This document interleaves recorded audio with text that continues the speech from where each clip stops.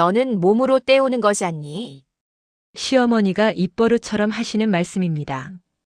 설날 새벽 5시. 어둠 속에서 혼자 일어나 부엌으로 향하는 여인이 있습니다. 명절 음식 준비, 제사 뒷정리, 집안 대소사의 모든 일. 20년간 묵묵히 해온 일이었습니다. 둘째와 셋째는 돈을 냅니다.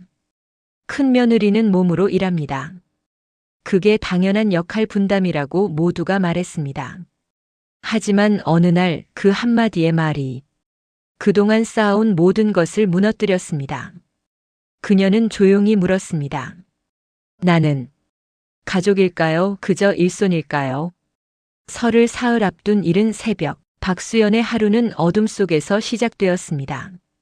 알람 소리보다 먼저 눈을 뜨는 게 몸에 밴지 오래였지요. 시계를 보니 새벽 5시 10분. 남편 민우는 여전히 깊은 잠에 빠져 있었습니다.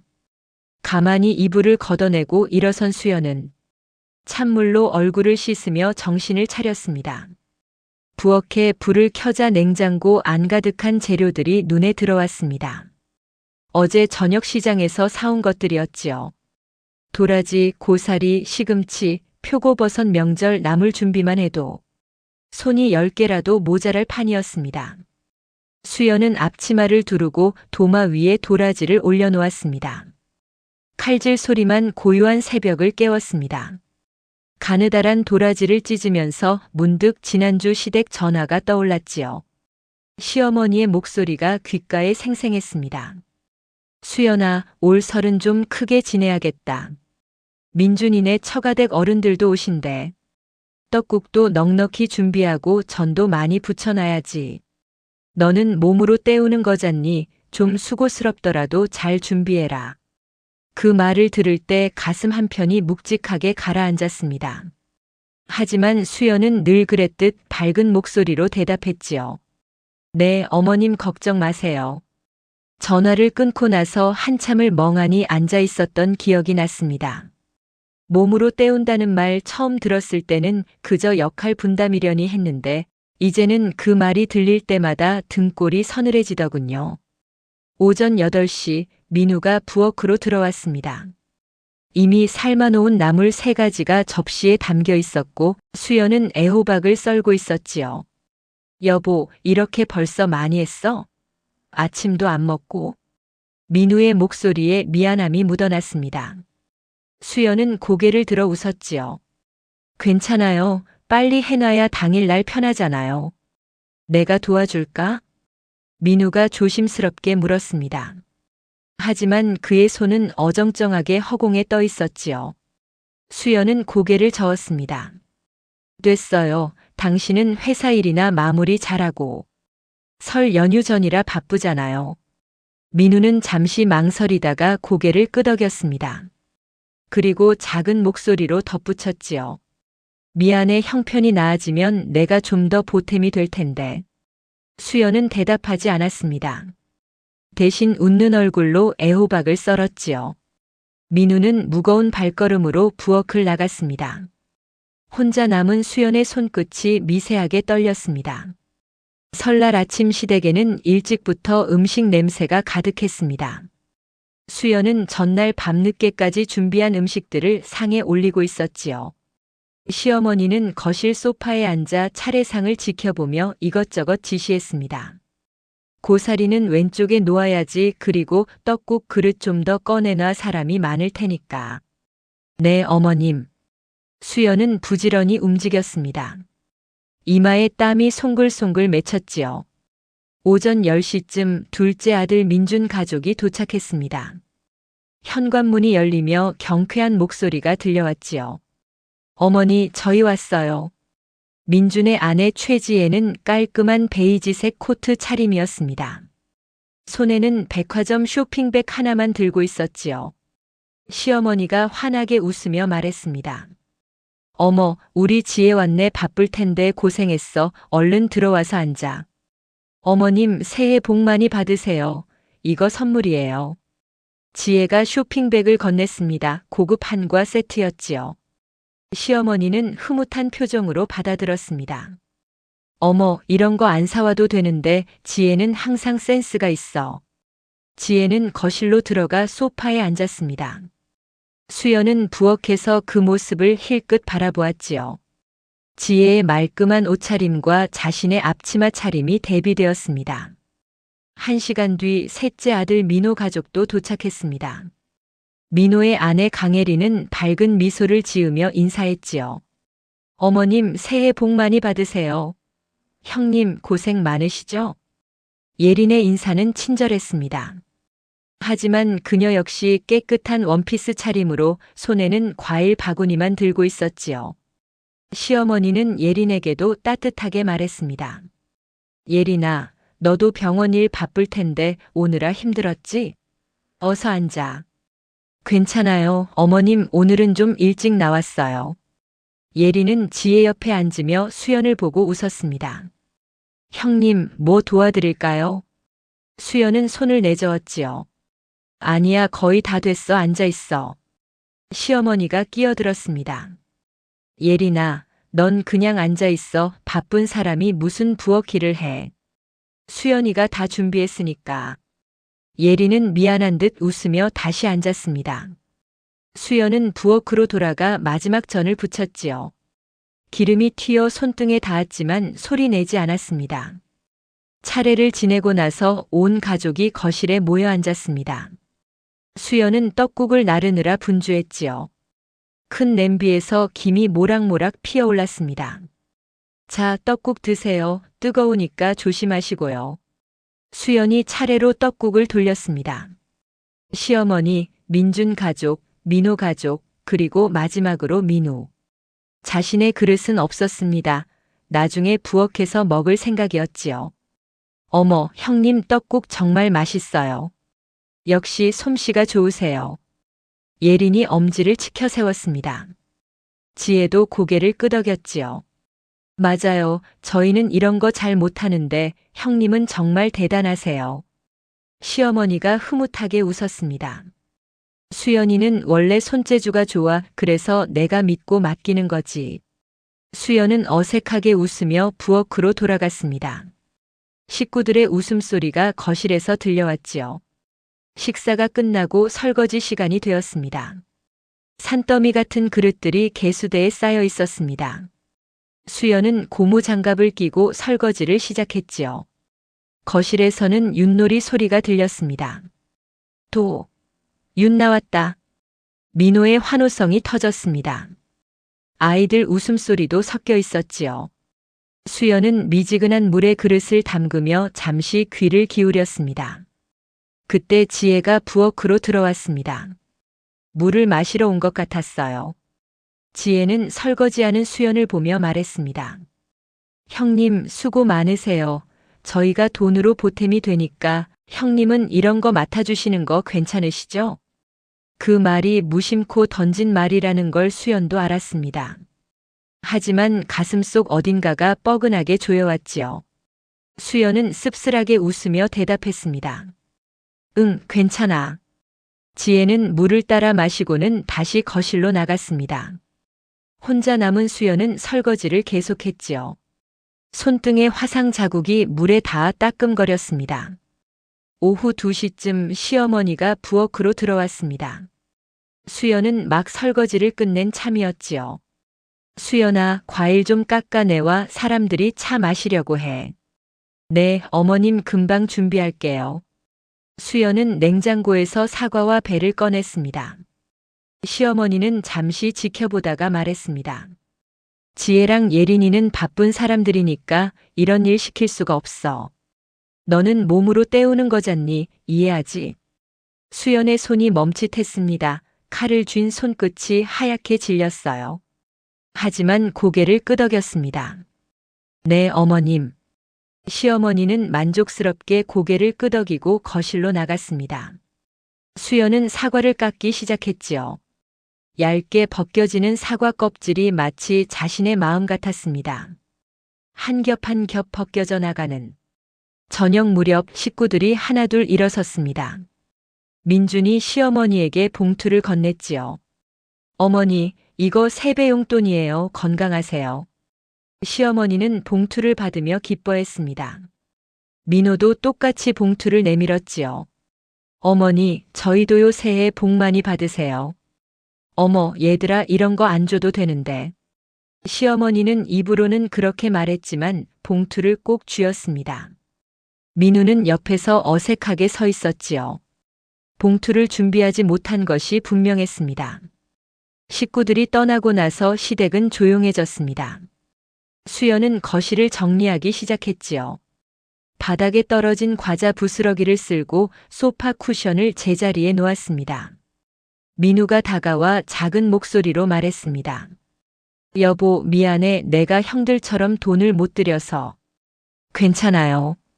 수연은 담담하게 대답했습니다. 민우는 더 할 말을 찾지 못하고 방으로 들어갔지요. 밤 10시 마침내 모든 정리를 끝낸 수연은 욕실 거울 앞에 섰습니다. 거울 속에는 지친 얼굴이 비쳤지요.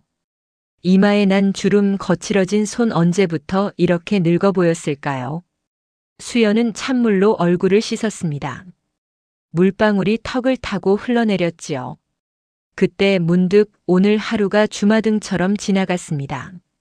새벽부터 밤까지 쉼없이 움직인 하루, 그런데 아무도 고맙다는 말을 하지 않았습니다. 아니, 말은 했지요. 수고했어요. 고생 많으세요. 하지만 그 말들은 공허했습니다. 진심이 담기지 않은 인사말처럼 느껴졌지요. 수연은 거울 속 자신을 한참 바라보았습니다. 그리고 작은 목소리로 중얼거렸습니다. 나는 사람일까, 일손일까? 대답은 없었습니다. 다만 욕실 환풍기 소리만 윙윙거렸지요. 설이 지나고 한 달 뒤 시아버지 제삿날이 다가왔습니다. 민우의 아버지는 3년 전 돌아가셨어요. 제사는 매년 음력 기일에 맞춰 지냈습니다.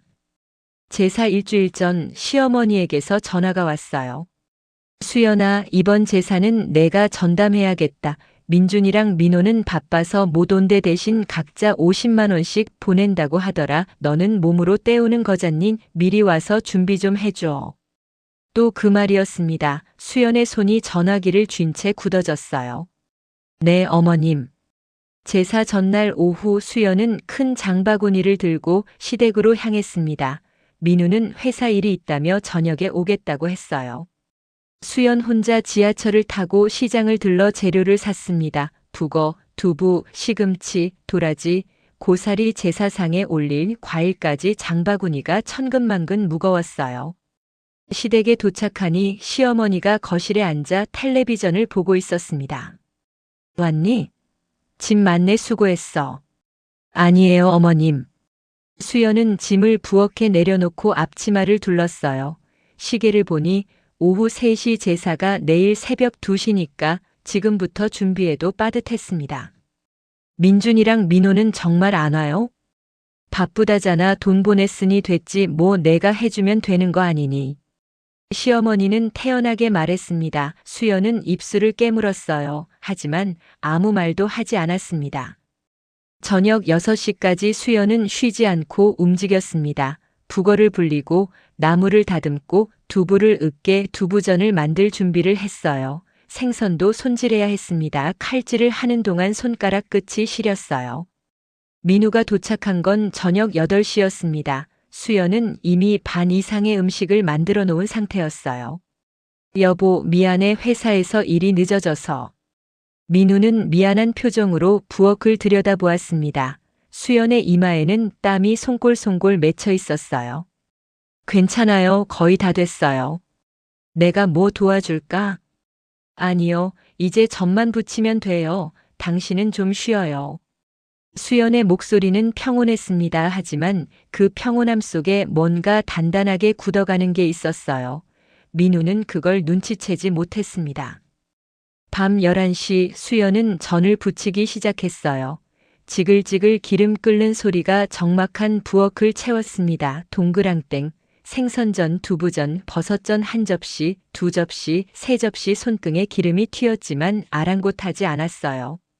새벽 1시 겨우 모든 음식이 완성되었습니다. 수연은 제사상을 차리기 시작했어요. 시어머니는 안방에서 자고 있었고 민우도 피곤하다며 먼저 누웠습니다. 수연 혼자 조용히 제사상을 차렸어요.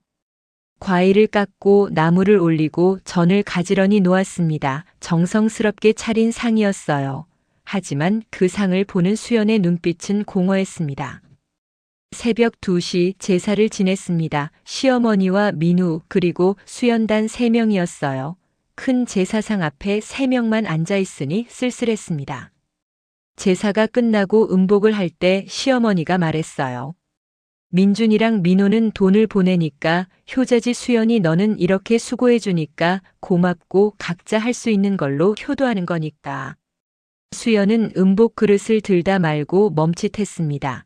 각자 할 수 있는 걸로 그 말의 의미가 가슴에 돌처럼 내려앉았어요. 새벽 4시가 넘어서 정리가 끝났습니다. 수연은 지친 몸을 이끌고 방으로 들어갔어요. 민우는 이미 골아떨어져 있었습니다. 수연은 조용히 이불을 덮고 누웠어요. 눈을 감았지만 잠이 오지 않았습니다. 천장을 바라보며 생각했어요. 돈 100만 원과 자신의 이틀간 노동 둘 중 어느 게 더 가치 있는 걸까요? 아니, 애초에 비교가 되는 걸까요? 2달 뒤 시어머니의 칠순 잔치가 열렸습니다. 1달 전부터 준비가 시작되었어요. 가족 회의가 열렸습니다. 민준이 입을 열었더군요. 어머니 칠순은 호텔에서 크게 해드려야죠. 제가 알아본 곳이 있는데 대관비가 한 500만 원 정도 나와요. 저랑 민호가 반반 낼게요. 그래, 그럼 난 편안해. 고맙다 얘들아. 시어머니는 흐뭇해했습니다. 민우는 옆에서 입만 뻐끔거렸어요. 그런 큰 돈을 낼 형편이 안 되는 걸 다들 알고 있었습니다. 지혜가 말했어요. 그럼 형님은 세부 준비 좀 맡아주시면 안 될까요? 저희는 일이 바빠서 시간을 못 내거든요. 하객 리스트 정리하고 답례품 준비하고 당일 안내 같은 거요. 그래, 수연아, 너는 몸으로 때우는 거잖니. 그런 건 내가 잘하니까 맡아줘.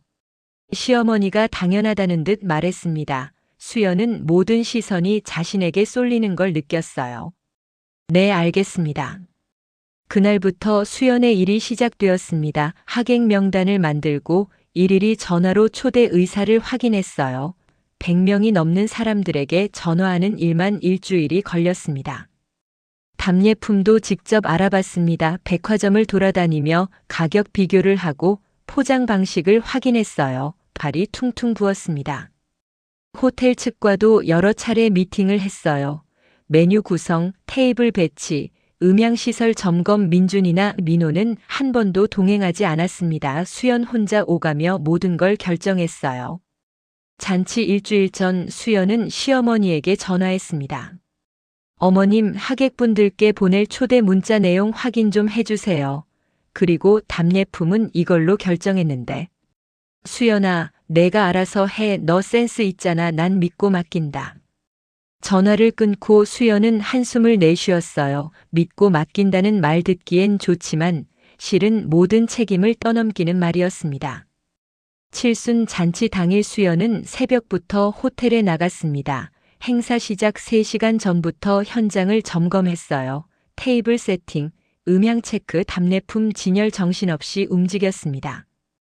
지혜와 예리는 행사 시작 30분 전에 도착했어요. 2사람 모두 화려한 한복 차림이었습니다. 머리도 예쁘게 올렸더군요. 형님, 고생 많으셨어요. 다 준비됐네요. 예린이 밝게 웃었습니다. 수연은 땀을 닦으며 고개를 끄덕였어요. 자신의 한복은 10년 전에 맞춘 것으로 소박했습니다. 잔치는 성황리에 끝났어요. 시어머니는 하객들에게 둘러싸여 행복해했습니다. 사진도 많이 찍었어요. 수연은 그 모든 순간을 뒤에서 챙겼습니다. 하객 응대하고 음식 나오는 타이밍 확인하고 사진 기사에게 주문하고.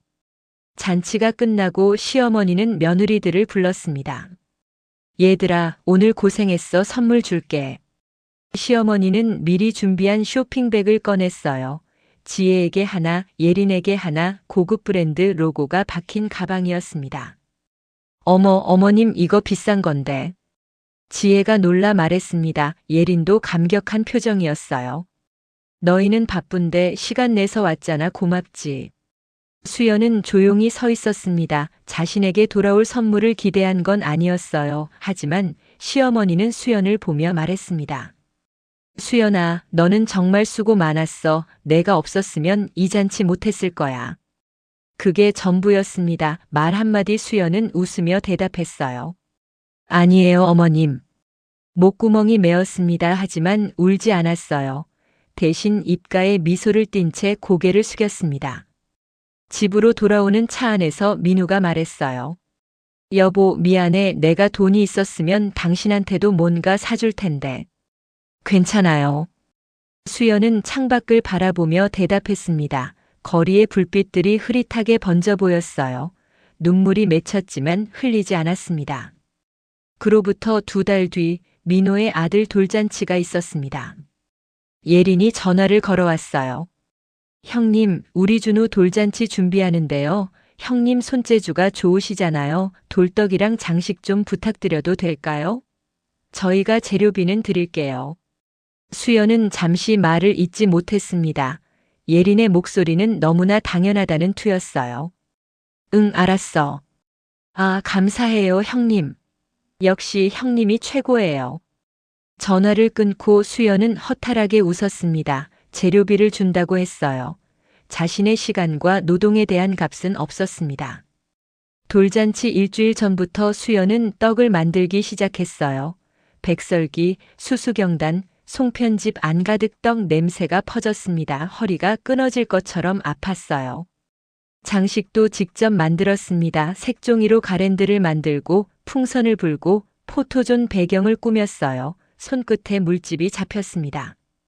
돌잔치 당일 수연은 새벽부터 민호네 집에 가서 세팅을 도왔어요. 하객들이 오기 시작하자 서빙까지 했습니다. 예린은 예쁜 원피스를 입고 하객들에게 인사했어요. 형님이 다 준비해 주셨어요. 정말 감사하죠? 하객들은 수연을 보며 감탄했습니다. 손재주가 정말 좋으시네요. 떡이 정말 맛있어요. 칭찬을 들었지만 수연의 마음은 무거웠어요. 돌잔치가 끝나고 예린이 봉투 하나를 건넸습니다.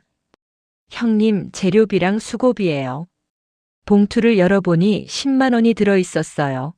일주일간 쏟아부은 시간과 노동의 값 10만 원. 수연은 아무 말 없이 봉투를 가방에 넣었습니다. 예린은 환하게 웃으며 말했더군요.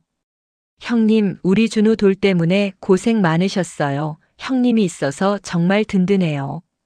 그 말이 위로가 될 줄 알았을까요? 수연의 가슴은 더 텅 비어갔습니다. 한 달 뒤 수연의 친정 조카 돌잔치가 있었습니다. 수연은 오빠에게 물었어요. 오빠, 나 돌잔치 준비 좀 도와줄까? 아니야, 간소하게 할 거야. 가족들끼리만 모여서 밥 먹고 케이크나 자르려고. 그래도 내가 떡이라도. 됐어, 내가 바쁜데 무슨 그냥 와서 밥이나 먹고 가. 오빠의 배려였습니다. 하지만 수연의 마음은 쓰라렸어요. 민호네 돌잔치와 너무 대조적이었습니다. 돌잔치 당일 정말 작은 식당에서 가족들끼리만 모였어요. 떡도 없고 장식도 없었습니다. 수연은 조카를 안으며 미안한 마음이 들었어요. 자신이 더 챙겨줬어야 했는데. 민우가 조용히 말했습니다. 우리도 형편이 나아지면 조카한테 뭐라도 해줘야 하는데. 괜찮아요. 수연은 고개를 저었어요. 하지만 마음속으로는 생각했습니다. 시댁 조카 돌잔치 때는 일주일을 매달렸는데 친정 조카에게는 아무것도 해주지 못했다고. 그렇게 시간이 흘렀습니다. 명절, 제사, 생일, 돌잔치 크고 작은 집안 행사가 있을 때마다 패턴은 반복되었어요. 둘째와 셋째는 돈을 보냈습니다. 수연은 몸으로 뛰었어요. 그게 당연한 역할 분담처럼 자리 잡았습니다. 수연은 점점 가족들에게 편리한 존재가 되어갔어요. 필요할 때 부르면 달려오는 사람, 시키면 묵묵히 하는 사람, 그러면서도 불평하지 않는 사람. 어느 날 저녁 수연은 거울 앞에 섰습니다. 칠순 잔치 때 찍은 가족 사진을 들고 있었어요. 사진 속에서 수연은 환하게 웃고 있었습니다. 하지만 거울 속 현재의 수연은 달랐어요. 눈빛에 생기가 없었습니다. 민우가 방에 들어왔습니다. 여보, 뭐해? 아무것도 아니에요. 수연은 사진을 서랍에 넣었어요. 민우는 뭔가 말하려다가 입을 다물었습니다. 그는 아내가 힘들어하는 걸 알고 있었어요. 하지만 어떻게 해줄 수 없었습니다. 집안에서 자신의 위치가 변변치 않았으니까요. 미안해, 여보, 내가 무능해서. 민우의 목소리가 작아졌습니다. 수연은 그를 돌아보지 않았어요. 괜찮아요. 잘 수 있게 불 좀 꺼줘요. 방이 어두워졌습니다. 수연은 이불을 뒤집어 쓰고 누웠어요. 민우의 한숨 소리가 작게 들렸습니다. 어둠 속에서 수연은 눈을 뜨고 있었어요. 잠이 오지 않았습니다. 가슴 속 어딘가에 쌓여가는 무언가가 있었어요. 말로 표현할 수 없는 무겁고 차가운 무언가. 그것이 언젠가 터질 거라는 걸 수연 자신도 아직 몰랐습니다. 5월 초순, 평범한 목요일 오후였습니다. 수연은 동네 마트에서 계산일을 하고 있었어요. 그때 오빠에게서 전화가 왔습니다. 수연아, 엄마가 쓰러지셨어. 지금 응급실이야. 수연의 손에서 바코드 스캐너가 떨어질 뻔했어요. 가슴이 철렁 내려앉았습니다. 뭐라고? 오빠, 어떻게 된 거야? 갑자기 집에서 쓰러지셔서 119 불렀어. 뇌출혈 의심된다는데 빨리 와봐. 전화를 끊자마자 수연은 사장에게 양해를 구하고 병원으로 달려갔어요. 지하철 안에서 손이 부들부들 떨렸습니다. 핸드폰을 꽉 쥐고 있었지만 느껴지지 않았어요. 병원 응급실에 도착하니 오빠와 올케 언니가 창백한 얼굴로 서 있었습니다. 엄마는? 지금 검사 중이야. 결과 나오려면 좀 기다려야 한대. 수연은 응급실 의자에 주저앉았어요. 다리에 힘이 풀렸습니다. 얼마나 기다렸을까요? 의사가 나왔어요.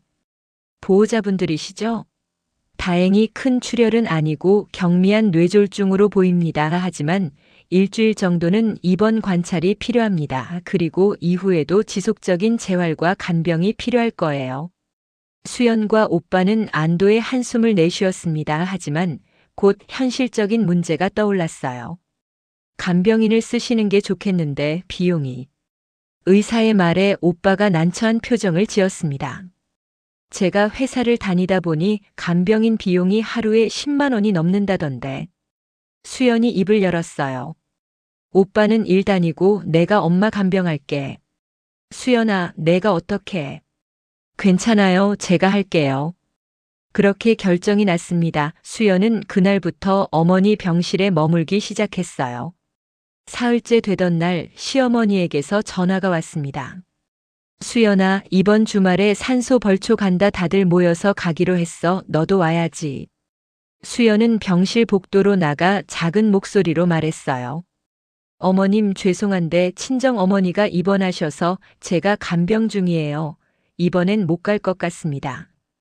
전화기 너머로 시어머니의 목소리 톤이 변했어요. 친정일은 내 오빠가 있잖아. 우리 집안 산소는 누가 돌봐? 벌초하고 나서 제사 음식도 준비해야 하는데. 어머님, 오빠는 회사 다녀서 시간을 못 내요. 그리고 제사 음식은 둘째 형님이나 셋째 형님께. 말끝을 흐리자 시어머니가 차갑게 말했습니다. 쟤들이 뭘 알아? 너만큼 할 수 있겠어? 너는 몸으로 때우는 거잖니. 친정도 중요하지만 시댁일도 생각해야지. 수연의 입술이 바짝 말라붙었어요. 손끝이 차갑게 식어갔습니다. 어머님, 그래도 친정 어머니가 편찮으신데. 수연아, 내가 안 오면 누가 음식 준비해?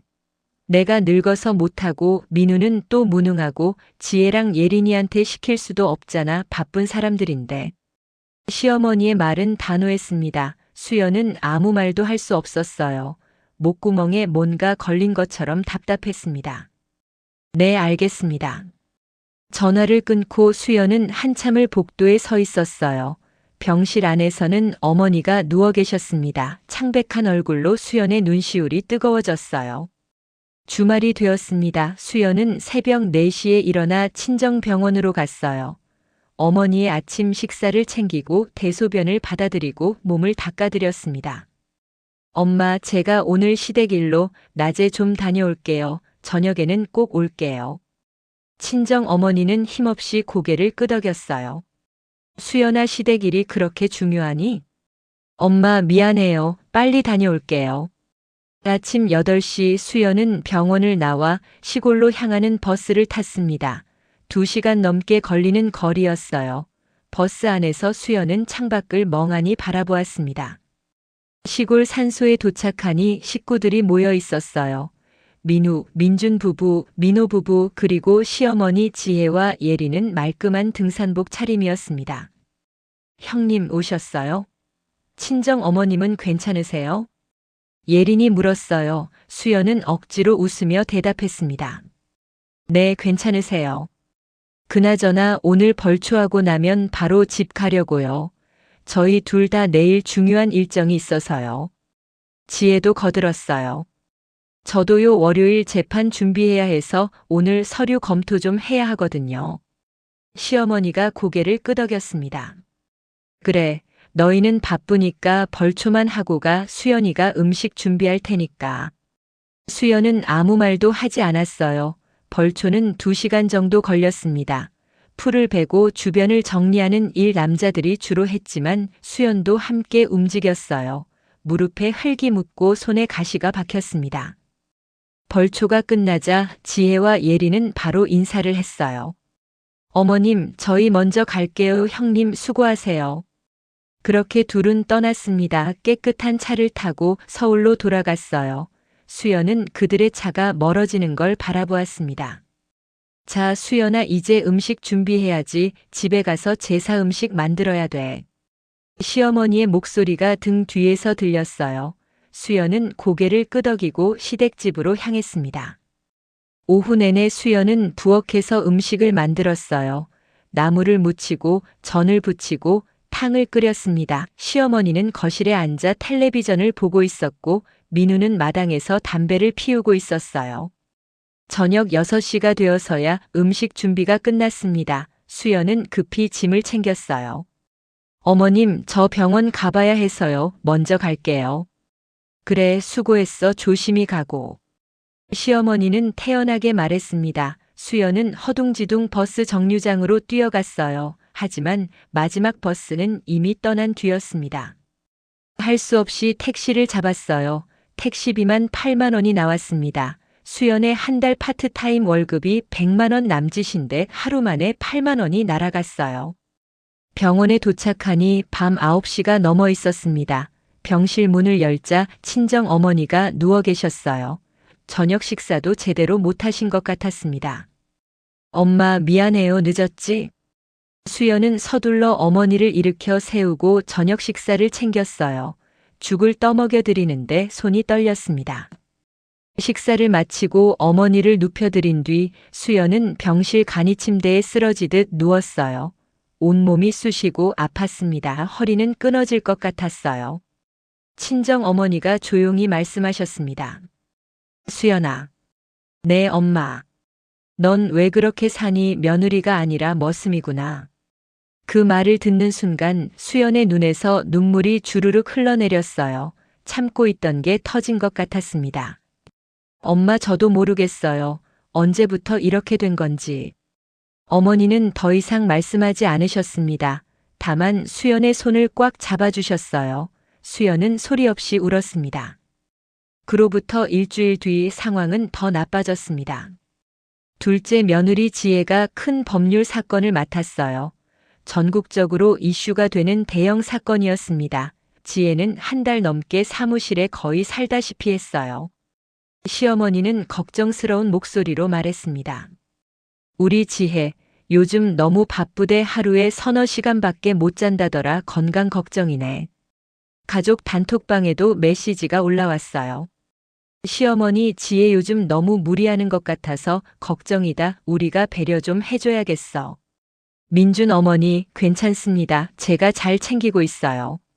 민호 형수님, 건강 챙기세요. 예린 언니, 힘내세요. 모두가 지혜를 걱정했습니다. 능력 있는 며느리, 바쁜 며느리니까요. 그 무렵 수연은 과로로 몸살이 났어요. 친정 어머니 간병을 하루도 빠짐없이 하면서 열이 난 것입니다. 하지만 병원에 가지 못했어요. 어머니를 돌봐야 했으니까요. 민우에게 전화했습니다. 여보, 제가 좀 아픈데 오늘 하루만 친정 어머니 좀 봐줄 수 있어요? 아, 미안해. 오늘 회사에 중요한 회의가 있어서 내일은 갈게. 네. 수연은 약을 먹고 버텼어요. 어머니를 돌보면서 자신의 몸은 돌보지 못했습니다. 열이 38도가 넘었지만 계속 움직였어요. 며칠 뒤 가족 단톡방에 수연이 조심스럽게 메시지를 남겼습니다. 수연, 제가 요즘 몸이 좀 안 좋아서요. 친정 어머니 간병하면서 무리했나 봐요. 혹시 이번 주말에 어머니 좀 봐주실 수 있으세요? 한참 뒤에 시어머니의 답장이 왔어요. 시어머니, 약 좀 먹고 버텨. 내가 안 하면 누가 해? 오빠한테 부탁해보든지. 그게 전부였습니다. 다른 사람들은 읽음 표시만 떴을 뿐 답장이 없었어요. 수연은 핸드폰을 내려놓았습니다. 가슴속에서 무언가가 서서히 무너져 내리는 게 느껴졌어요. 지혜가 바쁠 때는 배려해줘야 한다고 했습니다. 하지만 수연이 아플 때는 약 먹고 버티라였어요. 왜일까요? 둘 다 사람인데, 둘 다 며느리인데. 답은 명확했습니다. 지혜는 돈을 버는 사람이었고 수연은 몸으로 때우는 사람이었으니까요. 친정 어머니가 퇴원하던 날 수연은 어머니를 모시고 친정집으로 갔어요. 오빠와 올케 언니가 마중 나왔습니다. 수연아, 정말 고생 많았어. 내가 없었으면 어쩔 뻔했어. 오빠가 진심으로 고마워했어요. 올케 언니도 수연의 손을 꽉 잡았습니다. 동서, 고마워요, 정말. 수연은 웃으며 대답했어요. 오빠, 올케 언니, 당연한 거예요. 저희 엄마인데요. 하지만 집으로 돌아오는 길 수연의 발걸음은 무거웠습니다. 지하철 안에서 창밖을 바라보는데 눈물이 났어요. 왜 우는지도 잘 모르겠었습니다. 그냥 눈물이 흘렀어요. 집에 도착하니 민우가 거실에 앉아 있었습니다. 여보, 왔어? 밥은 먹었어? 네. 힘들었지? 좀 쉬어.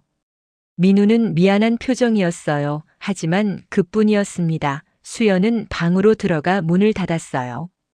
거울을 보니 낯선 사람이 서 있었습니다. 헬쑥하게 마른 얼굴, 푹 꺼진 눈, 이게 나인가 싶었어요. 수연은 침대에 누웠습니다. 천장을 바라보며 생각했어요. 나는 이 집안에서 뭘까? 가족일까? 일손일까? 사람일까? 도구일까? 대답은 나오지 않았습니다. 하지만 가슴속 어딘가에서 균열이 생기고 있었어요. 아주 작은 금이었지만 그 금은 점점 넓어지고 있었습니다. 밤이 깊어갔습니다. 수연은 잠들지 못하고 눈을 뜨고 있었어요. 어둠 속에서 자신의 존재가 점점 흐려지는 것 같았습니다. 6월 중순, 시어머니가 집 계단에서 발을 헛디뎌 넘어졌습니다. 다행히 큰 부상은 아니었지만 발목 골절로 병원에 입원하게 되었어요.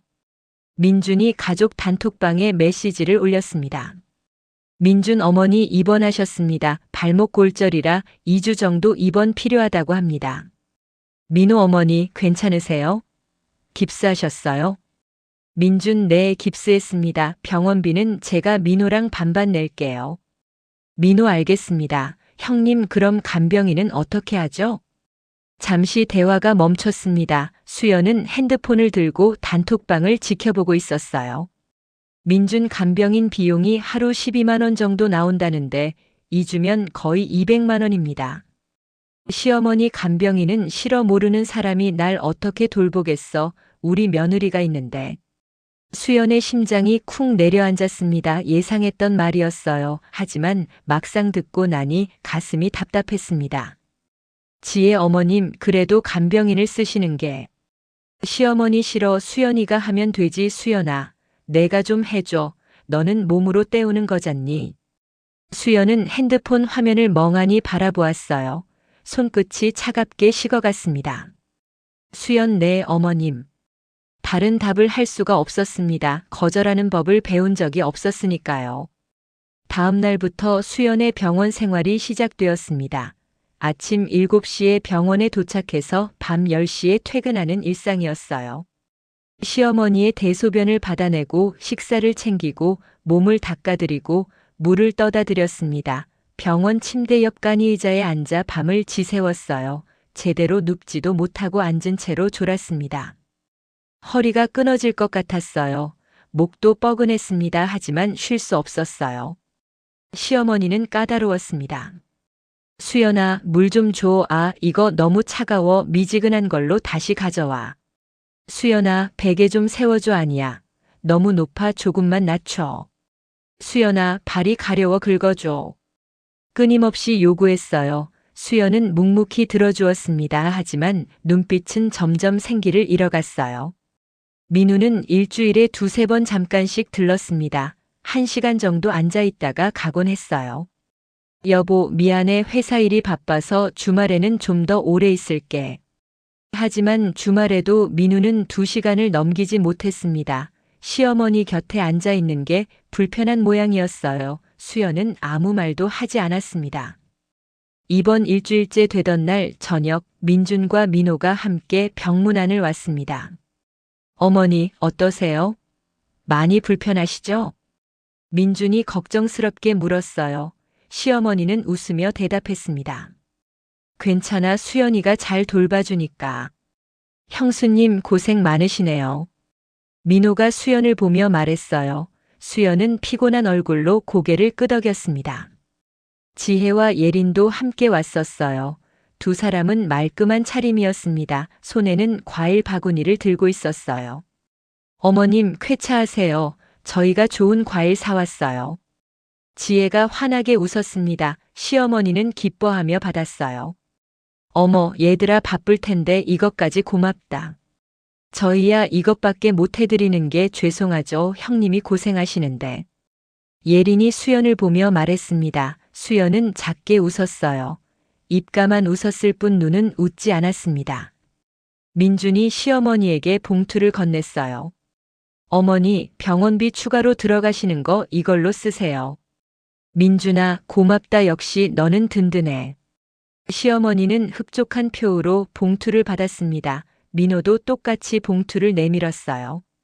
저도요. 어머니 편히 치료받으세요. 얘들아, 너희 덕분에 어머니가 든든하다. 그때 민준이 입을 열었습니다. 그나저나 형수님 고생 많으시네요. 근데 사실 어머니 간병은 맏며느리 역할 아닙니까? 순간 수연의 손이 멈칫했어요. 물컵을 들고 있던 손이 굳어졌습니다. 뭐 그렇죠? 수연은 애써 평온한 목소리로 대답했습니다. 하지만 가슴속에서 무언가가 뒤틀렸어요. 예린이 밝게 웃으며 거들었습니다. 맞아요. 형님, 우리는 경제적으로 보탬이 되니까 형님은 이렇게 몸으로 효도하시는 게 딱 맞는 것 같아요. 각자 할 수 있는 걸로 역할 분담하는 거죠. 수연은 예린을 바라보았어요. 예린의 얼굴에는 아기가 없었습니다. 그저 당연한 이야기를 하는 표정이었어요. 그게 더 가슴을 찔렀습니다. 시어머니가 고개를 끄덕이며 말했어요. 맞아, 수연이는 원래 이런 거 잘하잖아. 지혜나 예린이는 비싼 사람들이니까 이런 일 시킬 수가 없고 너는 몸으로 때우는 거잖니, 수연아. 또 그 말이었습니다. 몸으로 때운다. 수연의 귓가에서 그 말이 맴돌았어요. 그때 지혜가 결정적인 한마디를 던졌습니다. 형님도 사실 좋잖아요. 우리처럼 바쁘게 일하면서 스트레스 받는 것보다 이렇게 가족 돌보시는 게 형님 스타일에 맞고 형님은 그런 게 편하실 것 같아요. 그 순간 수연의 눈빛이 변했습니다. 좋다고요? 편하다고요? 수연의 입술이 바짝 말라붙었어요. 손에 쥔 물컵이 미세하게 떨렸습니다. 20년 동안 쌓였던 모든 감정이 한계점에 도달했습니다. 가슴속에 쌓여있던 무언가가 터질 것 같았어요. 하지만 수연은 참았습니다. 웃었어요. 입가에 미소를 띄웠습니다. 네, 그렇네요. 목소리는 평온했습니다. 하지만 그 평온함 뒤에 무언가가 완전히 부서진 것을 아무도 알아채지 못했어요. 그럼 저희는 이만 가볼게요. 어머니, 쾌차하세요. 형님, 수고하세요. 지혜와 예린은 환하게 웃으며 인사했습니다. 민준과 민호도 뒤따라 병실을 나갔어요. 수연이 고생한다. 우리 며느리 중에 제일 착해. 시어머니는 만족스럽게 말하고 눈을 감았습니다. 곧 코를 골며 잠들었어요. 수연은 병실 의자에 앉아 있었습니다. 창밖을 멍하니 바라보았어요. 해가 지고 있었습니다. 붉은 노을이 하늘을 물들이고 있었어요. 형님 스타일에 맞는다. 그 말이 계속 귓가에 맴돌았습니다. 수연의 스타일이 뭘까요? 가족을 돌보는 게 수연의 스타일? 아니면 돈을 못 버니까 몸으로라도 값을 치러야 하는 게 수연의 스타일? 눈물이 날 것 같았어요. 하지만 나오지 않았습니다. 눈물조차 말라버린 것 같았어요. 그날 밤 수연은 잠들지 못했습니다. 시어머니 옆간이 의자에 앉아 밤을 지새웠어요. 핸드폰을 켜서 가족 단톡방을 들여다보았습니다. 낮에 있었던 대화들이 그대로 남아 있었어요. 민준 역시 형수님이 계셔서 든든합니다. 예린 형님 덕분에 저희가 마음 편히 일할 수 있어요. 지혜 형님 정말 감사해요. 감사하다는 말들 하지만 그 감사함에는 대가가 없었습니다. 수연의 시간, 수연의 건강, 수연의 존엄성에 대한 값은 어디에도 없었어요. 수연은 천천히 스크롤을 내렸습니다. 지난 몇 년간의 대화가 지나갔어요. 설날, 추석, 제사, 생일, 돌잔치 모든 행사마다 같은 패턴이었습니다. 수연이가 해줘. 형수님이 계셔서 다행이에요. 너는 몸으로 때우는 거잖니. 수연은 핸드폰을 내려놓았어요.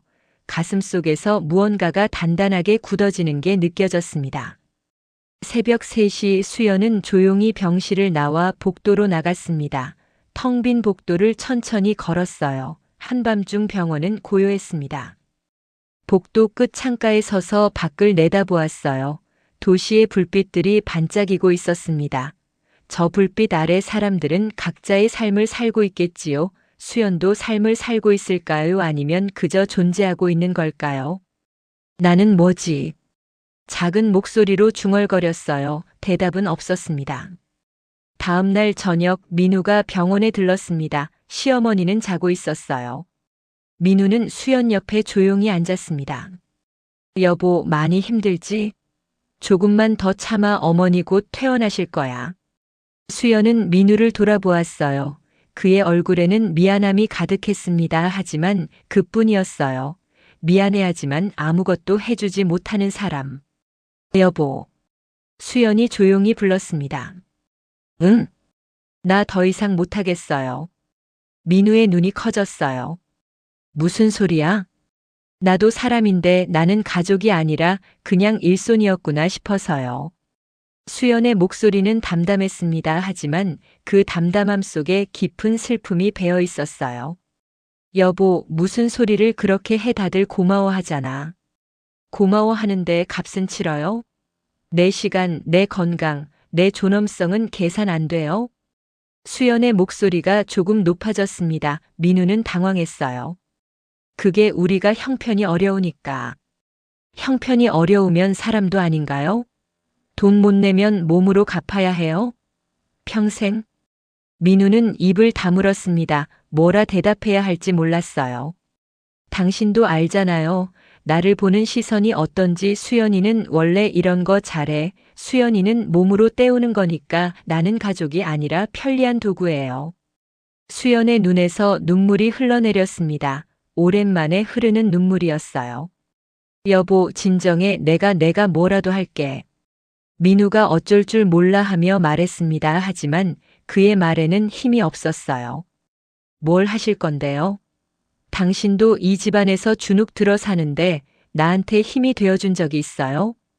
수연의 말이 날카로웠습니다. 민우는 고개를 떨구었어요. 미안해.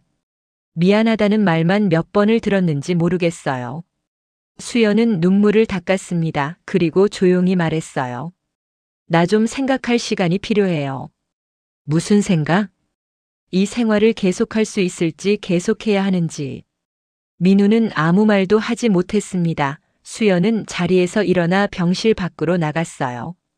복도를 걸으며 수연은 핸드폰을 꺼냈습니다. 가족 단톡방을 열었어요. 그리고 설정 버튼을 눌렀습니다. 대화방 나가기. 손가락이 버튼 위에서 멈췄습니다. 한참을 망설였어요. 하지만 결국 눌렀습니다. 수연님이 대화방을 나갔습니다. 화면에 그 메시지가 떴어요. 수연은 핸드폰을 내려놓았습니다. 가슴이 텅 빈 것 같았어요. 하지만 동시에 뭔가 무거운 짐을 내려놓은 것 같기도 했습니다. 병실로 돌아가 간이의자에 앉았어요. 시어머니는 여전히 자고 있었습니다. 수연은 창밖을 바라보았어요. 결심한 표정이었습니다. 다음 날 아침 수연은 간단한 메모만 남기고 병원을 떠났습니다.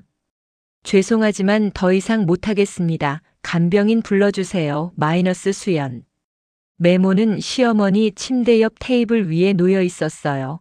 수연의 가방도 옷도 모든 것이 사라진 뒤였습니다. 아침 7시 시어머니가 눈을 떴습니다. 평소 같으면 수연이 물을 떠다 줄 시간이었어요.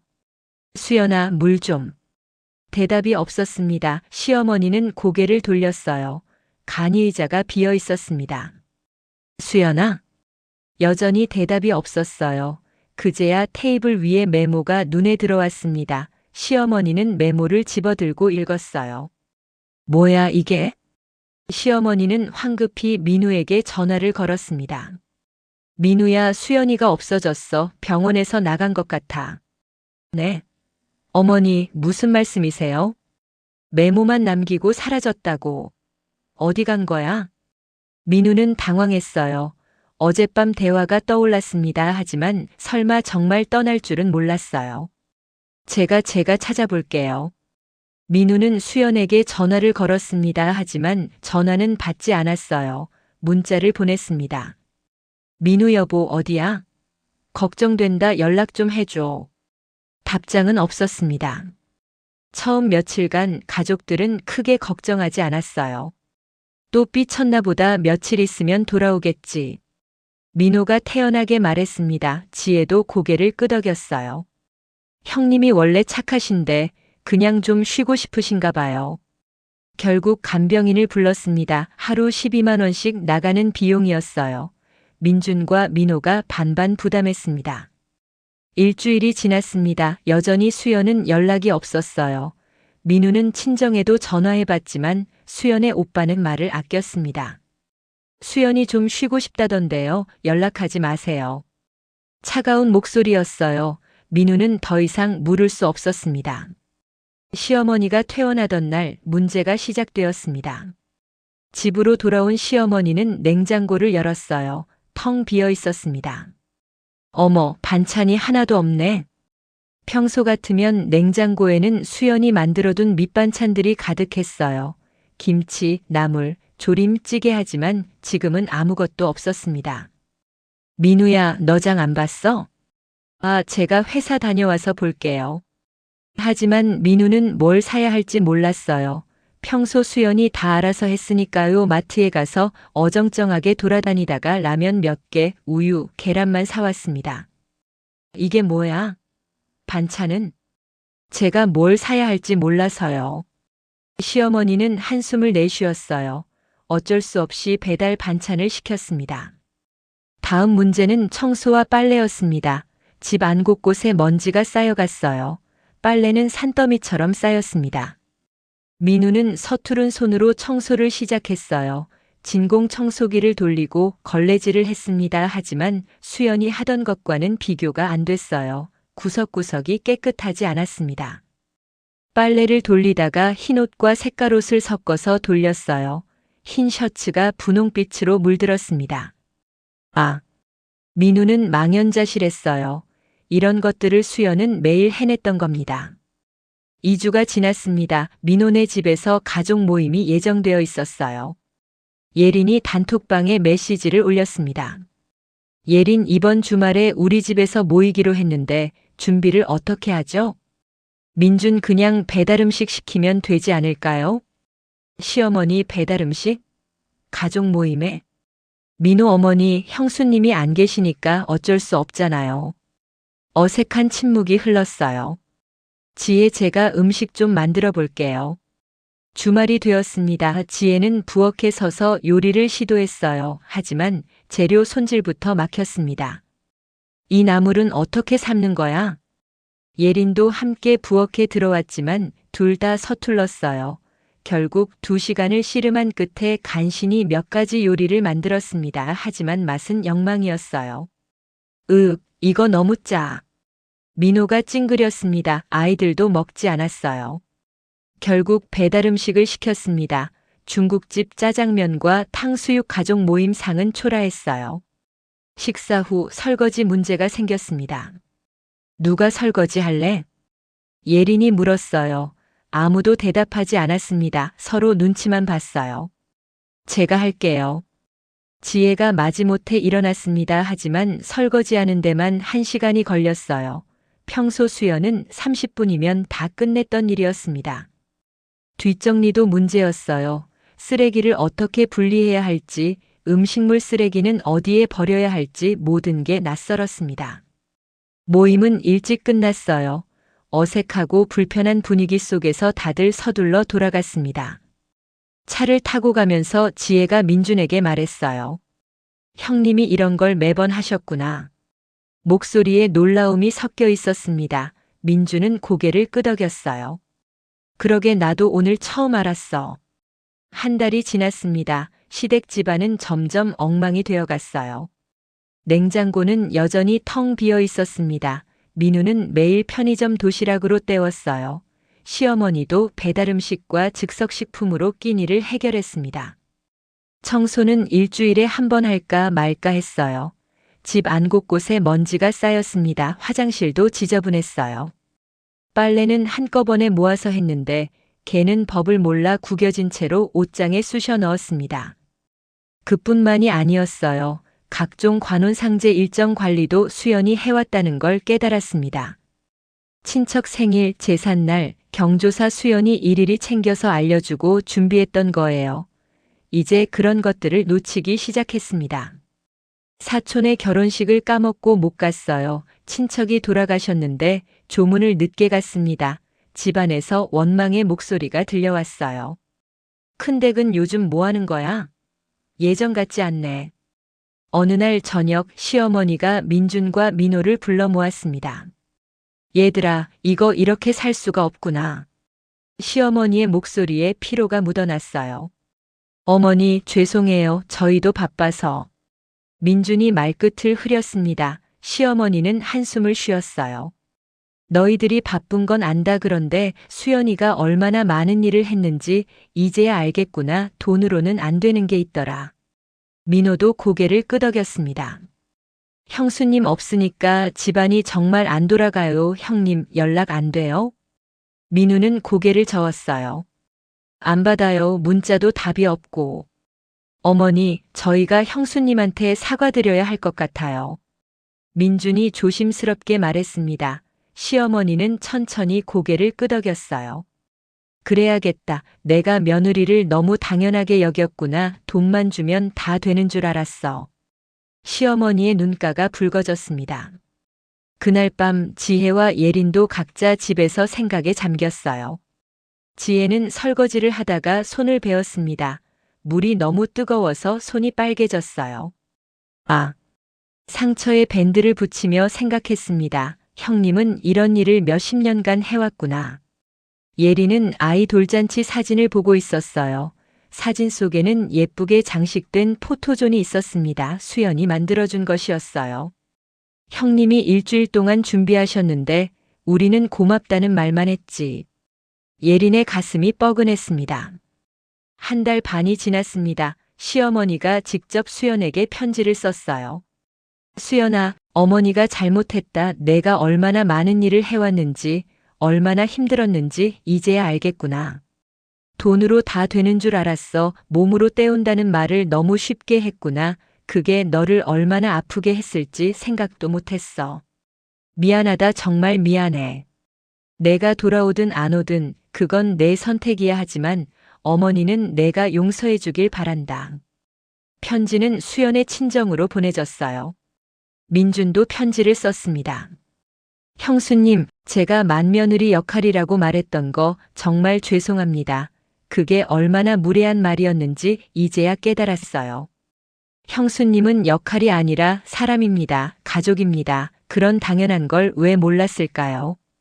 용서해 주세요. 지혜와 예린도 각각 편지를 썼어요. 형님 스타일에 맞는다고 말했던 거 정말 죄송해요. 그건 제 착각이었어요. 형님도 힘드셨을 텐데 저희는 그걸 편하다고 생각했어요. 정말 잘못 생각했습니다. 마이너스 지혜 올림. 형님, 제가 너무 당연하게 여겼어요. 형님의 시간, 형님의 노동, 형님의 마음. 준우 돌잔치 때 10만 원 드렸던 거 지금 생각하면 너무 부끄러워요. 형님의 일주일이 그 정도 가치밖에 안 된다고 생각했다니. 정말 미안해요. 마이너스 예린 올림.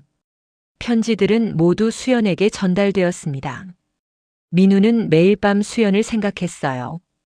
아내가 해온 모든 일들을 이제 직접 하면서 깨달았습니다. 자신이 얼마나 무능했는지, 아내를 얼마나 힘들게 했는지.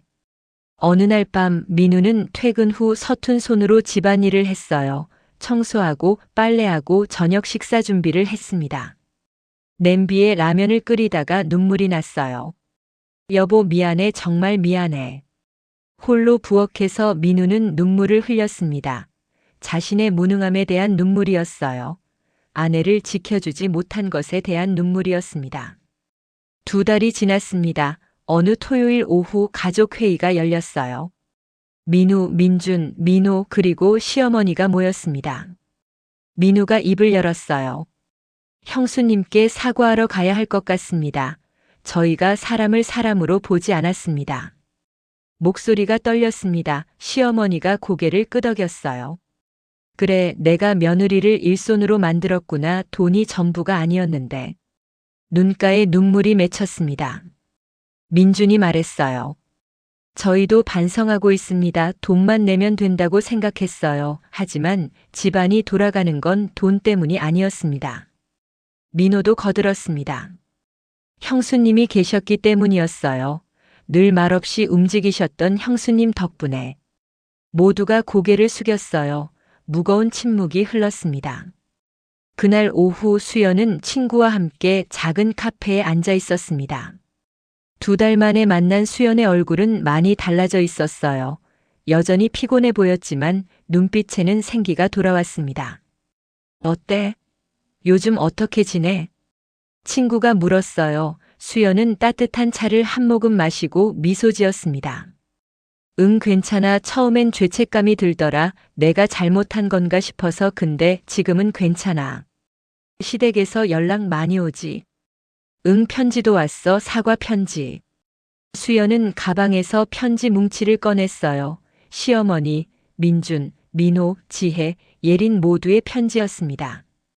읽어봤어? 응. 어때? 수연은 잠시 생각에 잠겼습니다. 그리고 조용히 말했어요. 진심이긴 한 것 같아. 근데 그게 중요한 게 아니야. 응? 내가 돌아가느냐 마느냐가 중요한 게 아니라 이제 내가 선택할 수 있다는 게 중요해. 그동안은 선택권이 없었거든. 친구는 수연의 손을 꽉 잡았어요. 넌 잘하고 있어. 수연은 고개를 끄덕였습니다. 그리고 창밖을 바라보았어요. 햇살이 따스하게 내리쬐고 있었습니다. 사람들이 거리를 오가고 있었어요. 각자의 삶을 살아가는 사람들. 수연도 이제 자신의 삶을 살 수 있을까요? 돌아간다 해도 예전과는 다를 거예요. 돌아가지 않는다 해도 그건 수연의 선택일 거예요. 중요한 건 이제 선택권이 수연에게 있다는 것이었습니다. 수연은 카페 테이블 위에 놓인 새 핸드폰을 바라보았어요. 얼마 전에 개통한 거였습니다. 아직 시댁 사람들의 번호는 저장하지 않았어요. 저장할지 말지도 아직 결정하지 않았습니다. 하지만 그게 괜찮았어요. 서두를 필요가 없었으니까요. 수연은 따뜻한 차를 한 모금 더 마시며 조용히 미소 지었습니다. 때로는 누군가의 부재가 그 존재의 가치를 가장 명확하게 증명합니다. 수연이 돌아갈지 새로운 삶을 선택할지는 중요하지 않았어요. 중요한 건 이제 그녀가 선택할 수 있다는 것이었습니다. 그리고 가족들이 깨달았다는 것. 돈으로 살 수 없는 것이 있고 당연한 것은 없으며 모든 노동에는 존엄이 있다는 것을요. 보이지 않던 것들이 이제 보입니다. 소중한 것들은 항상 가장 가까이에 있었어요. 다만 우리가 보지 못했을 뿐이었습니다. 수연의 이야기는 이렇게 끝이 납니다. 아니, 어쩌면 이제 시작인지도 모르겠습니다. 그녀 자신의 이야기가, 오늘의 이야기가 잠시나마 당신의 마음에 머물렀다면 앞으로도 삶의 한 장면을 조용히 건네는 이야기로 찾아뵙겠습니다. 구독과 좋아요 부탁드리고 사연 속 수연에게 따뜻한 한마디도 댓글로 남겨주시면 감사하겠습니다. 당신의 오늘을 응원합니다. 지금까지 인생사연 낭독 극장이었습니다.